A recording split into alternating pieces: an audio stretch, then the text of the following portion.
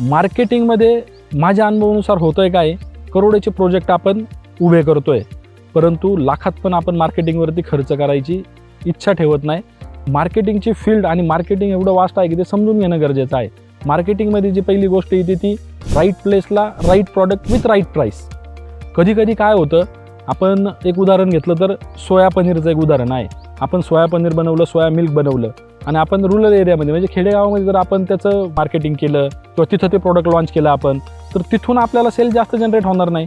आपल्याला ते शहरी भागाकडे जावं लागेल आणि शहरी भागातल्या लोकांना याचं महत्त्व आहे, सोया पनीरचं, सोया मिल्कचं महत्त्व आहे. तिथं आपली विक्री व्यवस्था वाढवावं लागेल, तिथं व्हावं लागेल. म्हणजे काय आहे याच्यातलं तात्पर्य की तुम्ही ते राईट प्लेसवरती गेलं पाहिजे आणि तुमची जी प्राईज आहे ती मार्केटला कॉम्पिटिटिव्ह असली पाहिजे. कधी कधी काय होतं, भरपूर साऱ्या उद्योजकांचे प्रोडक्टमध्ये खूप दम असतो, पण ते मार्केटमध्ये त्यांना लॉन्चच करता येत नाही. म्हणजे तुम्ही सोनं बनवताय पण ते तुम्हाला मार्केटमध्ये विकताच येत नाही. तर ते विकण्याचं काम आहे, ते मार्केटिंगमध्ये दम आहे.